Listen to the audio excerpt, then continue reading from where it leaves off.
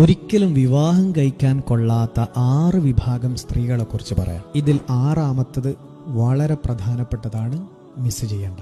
ഒന്നാമത്തത് ഹന്നാന എന്ന് പറഞ്ഞാൽ ഭർത്താവിൽ നിന്ന് വിവാഹമോചനം തേടിയ ശേഷം വീണ്ടും അതേ ഭർത്താവുമായി പ്രേമം വെച്ച് പുലർത്തുന്നവർ. ഇത്തരക്കാരെ വിവാഹം ചെയ്തു കഴിഞ്ഞാൽ ആ രണ്ടാം ഭർത്താവിന് ഒരിക്കലും അവരുടെ ദാമ്പത്യത്തിൽ വിജയം കൈവരിക്കാൻ സാധ്യമല്ല. രണ്ടാമത്തതാണ് അന്നാന എന്ന് പറഞ്ഞാൽ ഒരു രോഗമില്ലാതിരുന്നിട്ടും രോഗം അഭിനയിക്കുന്നവൾ. 24 മണിക്കൂറും ഇങ്ങനെ സാഡായി എപ്പോഴും ഒരു രോഗിയെപ്പോലെ, ഒരു രോഗം ആക്ച്വലി ഇല്ല എന്നാലും ഒരു രോഗിയായി എപ്പോഴും ഇങ്ങനെ അഭിനയിക്കുന്ന പെൺകുട്ടി. അത്തരം പെൺകുട്ടികളെ കല്യാണം കഴിച്ചാൽ ഭർത്താവിന് അവരുടെ ജീവിതത്തിൽ ഒരു സന്തോഷം കിട്ടാൻ പോകുന്നില്ല. മൂന്നാമത്തത് മന്നാന എന്ന് പറഞ്ഞാൽ എന്തെങ്കിലും ഒരു സാധനം കൊടുത്തു കഴിഞ്ഞാൽ അതിങ്ങനെ എടുത്ത് പറഞ്ഞുകൊണ്ടിരിക്കുന്ന ആളുകൾ. ഞാൻ അന്ന് 10 പവൻ തന്നോണ്ടല്ലേ നിങ്ങൾ അത് ചെയ്തത്, ഞാൻ 20 പവൻ തന്നോണ്ടല്ലേ നിങ്ങൾ അന്ന് വീട് വെച്ചത്. ഇങ്ങനെ ചെയ്ത കാര്യം ഇങ്ങനെ എടുത്തു പറഞ്ഞുകൊണ്ടിരിക്കുന്നത് യഥാർത്ഥത്തിൽ ഒരു ഭർത്താവും ഇഷ്ടപ്പെടുന്നില്ല. അങ്ങനെയുള്ള പെൺകുട്ടികളും കല്യാണം കഴിക്കാൻ കൊള്ളൂല. നാലാമത്തത് ഹദ്ദാഖ എന്നാ പറയാ. എന്ന് വെച്ചാൽ അപ്പുറത്തെ വീട്ടിലും അതുപോലെ പുറത്ത് ആളുകൾ കൊണ്ടുപോകുന്നതുമായ വില കൂടിയ വസ്തുക്കൾ, മറ്റൊരാളുടെ വീട്,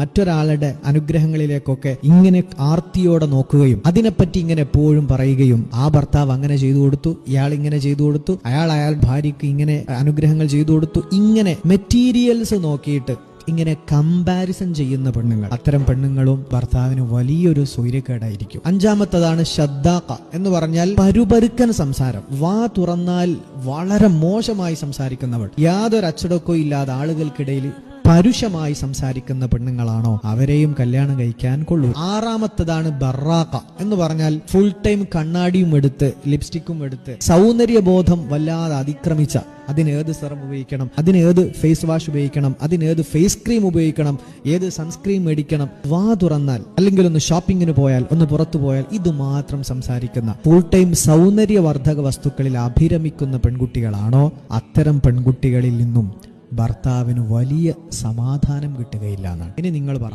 ഇതൊന്നും ഇല്ലാത്തൊരു പെൺകുട്ടിയെ ഇന്നത്തെ കാലത്ത് കിട്ടുമോ ഇല്ലേ?